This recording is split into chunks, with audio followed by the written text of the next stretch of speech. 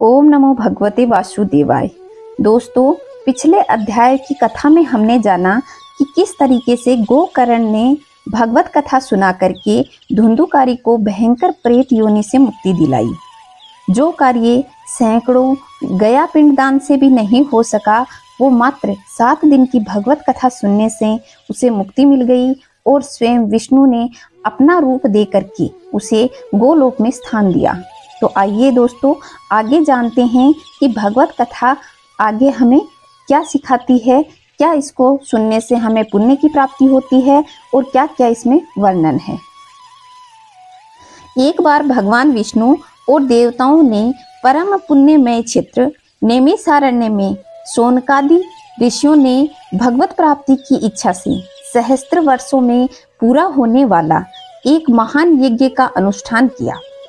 एक दिन उन लोगों ने प्रातः काल अग्निहोत्र आदि नित्य कृत्यों से निवृत्त होकर के सुत जी का पूजन किया और उन्हें ऊंचे आसन पर बिठाकर बड़े आदर से एक प्रश्न पूछा। ऋषियों ने कहा, सुत जी, आप तो निष्पाप हैं। आपने समस्त इतिहास, पुराण और धर्मशास्त्रों का विधि पूर्वक अध्ययन किया है तथा भली भांति व्याख्या भी की है।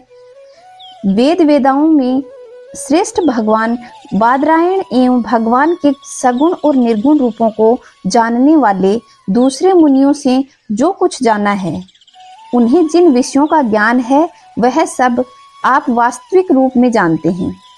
आपका हृदय बड़ा ही सरल और शुद्ध है। इसी से आप उनकी कृपा और अनुग्रह के पात्र हुए हैं। गुरुजन अपने प्रेमी शिष्यों से गुप्त भी बात बता दिया करते हैं।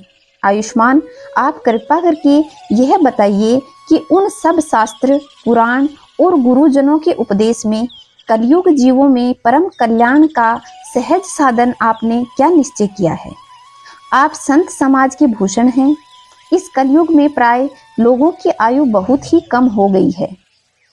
भक्ति आदि साधन करने में लोगों की रुचि और प्रवृत्ति भी नहीं है। लोग आलसी हो गए हैं। उनका भाग्य तो मंद ही है, समझ भी थोड़ी है। इसके साथ ही वे नाना प्रकार की विघ्न बाधाओं से भी घिरे हुए हैं। शास्त्र भी बहुत से हैं, परंतु उनमें से एक निश्चित साधन नहीं, अनेक प्रकार के कर्मों का वर्णन है।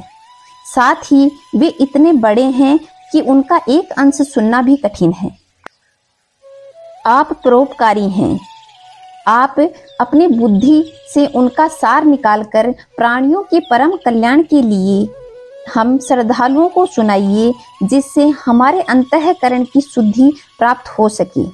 प्यारे सुत जी, आपका कल्याण हो। आप तो जानते ही हैं कि यदुवंश के रक्षक भक्त वत्सल भगवान श्री कृष्ण वासुदेव की धर्म पत्नी देवकी के गर्भ से क्या करने की इच्छा से अवतीर्ण हुए थे। हम उसे सुनना चाहते हैं। आप कृपा करके हमारे लिए उनका वर्णन कीजिए, क्योंकि भगवान का अवतार जीवों के परम कल्याण एवं उनके भगवत प्रेममय समृद्धि के लिए होता है। यह जीव जन्म मृत्यु के घोर चक्र में पड़ा हुआ है। इस स्थिति में यदि वह कभी भगवान के मंगलमय नाम का उच्चारण कर ले तो उसी क्षण उससे मुक्त हो जाए, क्योंकि स्वयं भय भी भगवान से डरता है।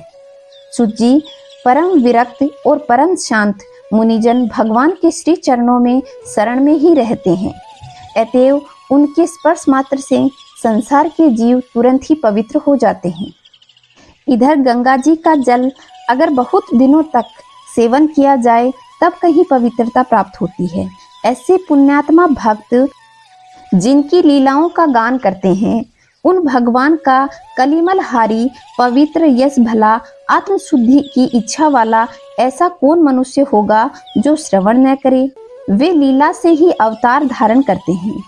नारद आदि महात्माओं ने उनके उद्धार कर्मों का गान किया है। हम श्रद्धालुओं के प्रति आप उनका वर्णन कीजिए। बुद्धिमान सुत जी, सर्वसमर्थ प्रभु अपनी योग माया से स्वच्छंद लीला करते हैं। आप उन श्री हरि के मंगलमय अवतार कथाओं का अब वर्णन कीजिए। पुण्य कीर्ति भगवान की लीला सुनने से हमें कभी भी तृप्ति नहीं हो सकती, क्योंकि रसज्ञ श्रोताओं को पद पद पर भगवान की लीलाओं में नए नए रस अनुभव होते हैं। भगवान श्री कृष्ण अपने को छिपाए हुए थे, लोगों के सामने ऐसी चेष्टा करते थे मानो कोई साधारण मनुष्य हो, परंतु उन्होंने बलराम जी के साथ ऐसी लीलाएं भी की हैं, ऐसा पराक्रम भी प्रकट किया है जो मनुष्य नहीं कर सकते। कलयुग को आया जानकर इस वैष्णव क्षेत्र में हम दीर्घकालीन सत्र का संकल्प करके बैठे हैं। श्री हरि की कथा सुनने के लिए हमें अवकाश प्राप्त है। यह कलयुग अंतःकरण की पवित्रता और शक्ति का नाश करने वाला है।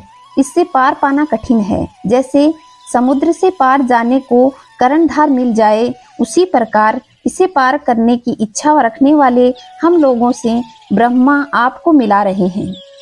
ऋषियों के मुख से इस प्रकार वर्णन सुनने के बाद व्यास जी ऋषियों से कहते हैं कि इस कलयुग में पार पाने के लिए श्रीमद् भागवत से अच्छा कोई भी उपाय नहीं है। कलयुग में जहाँ लोगों की उम्र बहुत ही कम रह गई है, वहाँ इस संसार से मुक्ति पाने के लिए एकमात्र उपाय श्रीमद् भागवत है।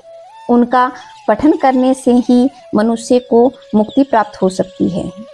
हे ऋषियों, मैं आप लोगों को अब एक एक करके श्रीमद् भागवत में बताई गई भगवान हरि की महिमा को सुनाता हूँ। तो दोस्तों, यह थी श्रीमद् भागवत की कथा। आगे हम सुनेंगे कि व्यास जी ऋषियों को कौन कौन सी भगवान श्री हरि की कथा सुनाते हैं। तब तक खुश रहें, मस्त रहें, चारों तरफ स्वच्छता बनाए रखें। जय श्री नारायण दोस्तों, जय श्री राधे।